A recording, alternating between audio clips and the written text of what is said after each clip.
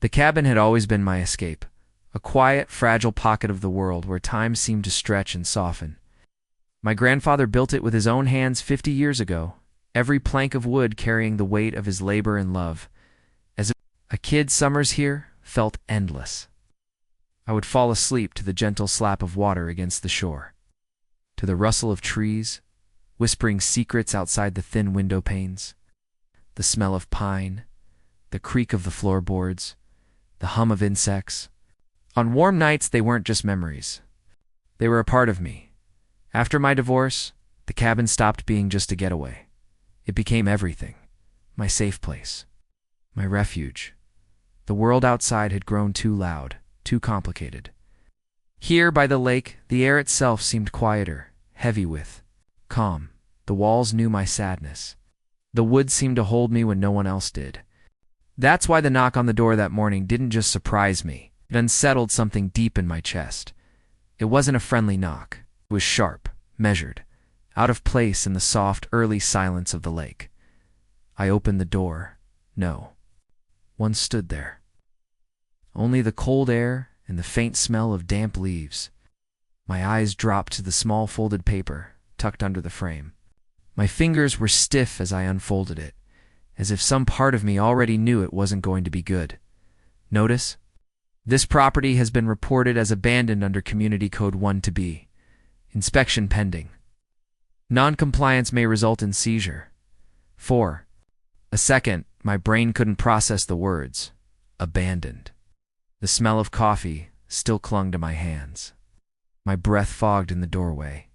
This was my home. My everyday at the bottom, the name was printed in neat, precise letters: Karen Ellis, Community Watch Vice President. I didn't even need to read it twice, Karen. Of course. If this town had a self-appointed sheriff, it was her. The neighborhood like it was her kingdom, clipboard in hand, eyes sharp as glass.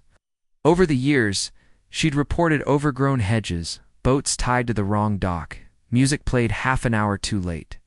She lived for keeping order. But this was different. This wasn't a noise complaint. This wasn't about appearance. This was a claim. A statement that my family's cabin, my home, didn't belong to me anymore. I stared at the paper until my fingers crushed it. I told myself it would end there. It didn't. That night, the lake was a sheet of black glass under the moonlight. The cabin was warm, the faint crackle of the old heater filling the silence. I had almost convinced myself that the morning had been some overreach. Karen being Karen. Then I heard it. The crunch of tires on gravel. No one came down this road. At midnight, my heart stuttered as I peeked through the thin curtain. 2 sets of headlights cut through the trees, beams stretching long shadows across the cabin walls. Then the unmistakable flash red and blue lights. Bouncing against the wood like some cruel warning, a voice boomed through the cold air. This is law enforcement. We've had a report of an abandoned structure possibly occupied by trespassers. Step out if you're inside, the words dug into me. Abandoned. Trespassers. That piece of paper in my hand from earlier had just become a 911 call. The night air bit into my skin. 2 deputies stood in the wash of headlights, their hands hovering near their belts. And behind them, half hidden in the shadows but unmistakable, stood Karen. Arms crossed, lips pressed in a thin, satisfied line. This is my property, I said, forcing my voice not to shake. I live here every day. Karen stepped forward, her tone dripping with false concern. Oh, that's strange. No one's seen you here in months. The place looks empty. We can't have abandoned cabins near the water. It attracts problems. Her eyes moved slowly over the porch, cataloging every crack in the wood. Every detail she could twist. One of the deputies asked for my ID. My fingers were stiff from the cold and from the anger I was choking back. He glanced at the card, then at me, then back at Karen. Everything checks out. He lives here. Karen's smile didn't falter. It softened in a way that made it worse. For now, she murmured under her breath before turning away. As the cars pulled away, the red and blue lights fading into the trees, I stood on the porch with the cold sinking into my bones. The cabin creaked in the wind. a sound I'd heard 1,000 times. But tonight, it sounded different, like it knew what I was just realizing. Karen wasn't protecting the community. She was trying to take my home. Sleep didn't visit me that night. The cabin, my safe place, felt different. Every creak of the old floorboards was louder. Every shadow stretched longer. The familiar hum of the heater sounded like a warning instead of comfort. I lay in bed staring at the ceiling, the faint smell of pine and lake water clinging to the air. But all I could see was Karen's face in the flash of those red and blue lights. Calm, certain, like she knew something. I didn't single quotes. By the time the first gray light of dawn slipped through the curtains, my chest felt tight, my nerves raw. I pushed the blanket off and stepped outside into the bite of morning air, and stopped. The notice was gone, not fallen, not blown away. Gone. For a long second, the world went silent around me. Then my eyes dropped to the porch steps. Footprints fresh, sharp in the thin layer of frost. Leading from my porch down the path to the road, someone had stood where I was standing. Someone had been here while I slept. The wind pushed through the trees, and for the first time, the lake didn't sound soft. It sounded empty. It wasn't paranoia anymore. Someone wanted me out. I drove into town just to breathe different air, to see human faces. But as soon as I stepped into the general store, I knew it had already started. 2 men near the coffee rack dropped their voices to a whisper when they saw me. A woman at the counter offered a tight smile, but wouldn't meet my eyes. Karen had been busy. The cabin walls had always been my shield. But now it felt like her reach was longer than wood and nails. She wasn't just trying to take my home. She was turning the whole town into a weapon. When I got back, the air felt heavier. The cabin sat quiet against the lake, but my stomach twisted when I saw the porch. Another envelope? No tape. No official seal. It's just a plain folded sheet. My hands were shaking when I opened it. Vacate the property before the inspection. You don't want this to get ugly. No signature, but I didn't need one. I could hear her voice in every word. Sat at the kitchen table, staring at the walls my grandfather built. His handwriting was still etched into the support beam, year carved deep. 1974. Memories clung to this place. My childhood laughter in the summer heat, my grandfather's tired hands smoothing the wood. My first night here after the divorce, when the cabin felt like the only thing keeping me together, the thought of losing it made my chest hurt. If Karen wanted to fight, she'd picked the wrong cabin. That night I couldn't force myself to sleep. The cabin felt alive with tension. I set up an old camera facing the front door. Another by the dock, the faint light of the moon catching the lens. I sat in the dark with the heater's soft hum staring out the window. The lake was a dark mirror under the sky. At 3:12 a.m., the camera's faint click made me jump. Movement, I rewound the feed, heart hammering as I leaned closer. A figure walked the tree line. Slow, careful. A flashlight beam swept over the yard. Pausing at the porch, the figure stood there, staring at my door. I froze the frame, leaned in until my breath fogged the screen. The reflection in the cabin's window gave her away Karen. The next morning, the cabin felt different, like it was holding its breath with me. I drove straight to the county sheriff's office, the camera clutched tight in my hand. The deputy who'd been there during the midnight call sat behind a worn desk, his eyes flicking to the footage as I scrolled to the 3:12 a.m. mark. He leaned forward, his brow tightening. She's saying this place is abandoned, he said slowly. But this doesn't look like a wellness check. This looks like surveillance. Exactly, the word tasted bitter in my mouth. Surveillance. She wasn't just filing complaints. She was watching, waiting. I asked the question that had been eating at me since the first notice. Why would she want this cabin so badly? The deputy hesitated. His voice dropped slightly, like the walls might be listening. Rumor is, the county's been talking about rezoning the lakefront. Big money, developers. The words hit me like ice water. Rezoning. Developers. That was it. This wasn't about me. It was about the land. and Karen wasn't working alone. By evening, the lake was silent, but the cabin wasn't. My phone wouldn't stop buzzing, neighbors I barely knew, numbers I hadn't seen in years. "Hey, everything okay? Heard? Some things going around. Karen says you haven't paid taxes in years. That true?" The last one punched a hole straight through my chest. Taxes. She was planting seeds everywhere, weaving a story where I was the villain. One rumor at a time, turning the town against me until I looked exactly like what she wanted me to be. An intruder. I called the county office first thing in the morning. My voice shook with a mix of fear and anger. The clerk on the other end sounded apologetic. "Sir, we've had 3 separate reports filed claiming the property is unoccupied and in default. We're required to verify." 3. Not 1. Not just caring. I hung up, staring at the wood grain of the kitchen table. My grandfather's handwriting on the beam felt like a ghost's hand on my shoulder. This cabin wasn't just mine. It was his hours. Losing it wasn't an option. That night, the decision came easy. If Karen wanted this place badly enough to bring the law and the town into it, then she could tell me why to my face. Her house sat at the edge of the community, white. Siding glowing in the porch light, hedges trimmed to surgical perfection. Everything about it screamed control. I knocked once, twice. The door swung open before the second knock had even faded. Karen stood there, warm smile, cold eyes. "Can I help you?" "You can stop," I said, my voice flat as steel. The letters. The 911 call, the notes. "Whatever game you're playing, it ends now." Her smile didn't falter. If anything, it sharpened.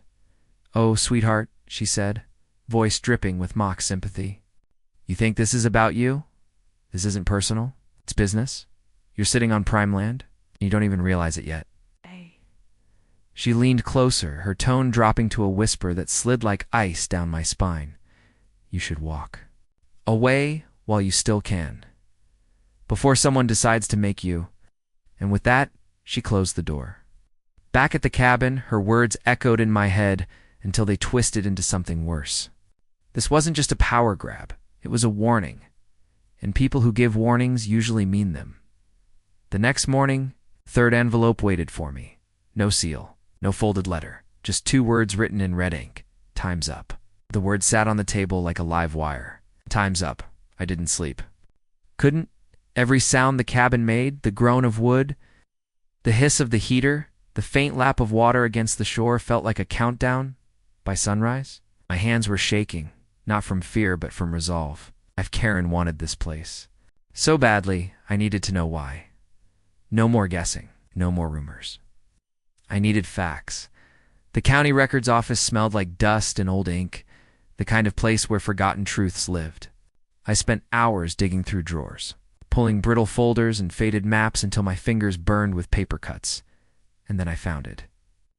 A zoning map of the lakefront with thick red lines slashing across the shoreline. Right in the center of those lines sat a single square, my cabin. But that wasn't the part that made my breath catch. In the margin, a handwritten note dated 6 months ago. Ellis. Secure property. Confidential. Ellis. Karen's name. This wasn't just a power move. She'd been promised the land. When I returned to the cabin, the air felt wrong before I even stepped inside. House. The front door was cracked open. My heart slammed once, hard enough to hurt. The living room looked untouched. But the back door stood wide open, cold air curling inside like fingers. And then I saw them. Footprints in the thin layer of dust on the floor, leading to the far wall. The wall with my grandfather's handwriting carved deep into the support beam. Except, now the beam was split. Splintered, something had been hidden there. Something someone else wanted badly enough to rip apart the cabin for. My hands shook as I reached into the hollow frame and pulled out a small, rust-stained metal box. Inside were old deeds, folded papers, and one letter written in my grandfather's. Familiar, shaky scrawl. "If you're reading this, the land is in danger. The cabin isn't just ours. It protects what's beneath it. Don't let them take it, beneath it." The crawl space. The hatch was colder than I remembered. The wood. Rough, against my fingers as I pulled it open. My hands scraped metal, a handle buried in dirt and time.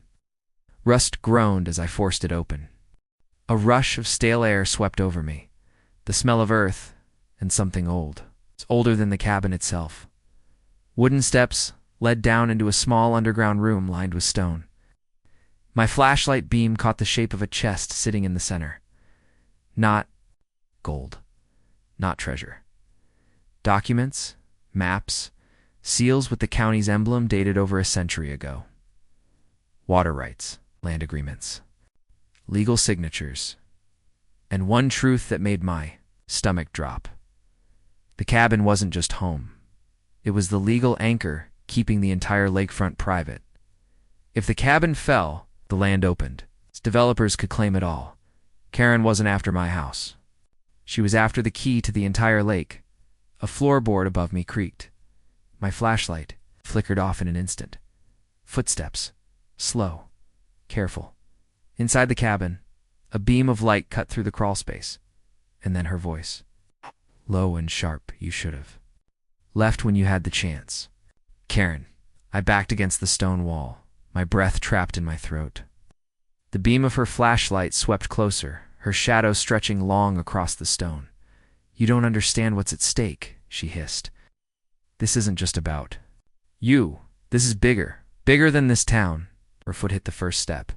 The air felt thinner. My hand tightened on the flashlight until my knuckles ached. I stepped into the beam, then come and take it. For the first time, her perfect composure cracked. Karen froze halfway down the steps. Her flashlight trembled. Just enough to tell me she wasn't as calm as she wanted me to believe. Her eyes locked on the papers in my hand, voice sharp. You have no idea what you're holding. I know exactly what it is, I shot back, my voice louder in the small underground room than I expected. Without this cabin, this lake becomes a strip mall. That's all you want, isn't it? To sell what isn't yours? Her lips curled into something between a smile and a snarl. You think this is about money? Do you have any idea how much power comes with owning the water rights to this lake? She took a slow step closer, the beam of her light cutting across the ancient documents in my grip. This isn't personal. This is survival. People like you get in the way, and I guess I'll stay in the way. For a long moment, neither of us moved.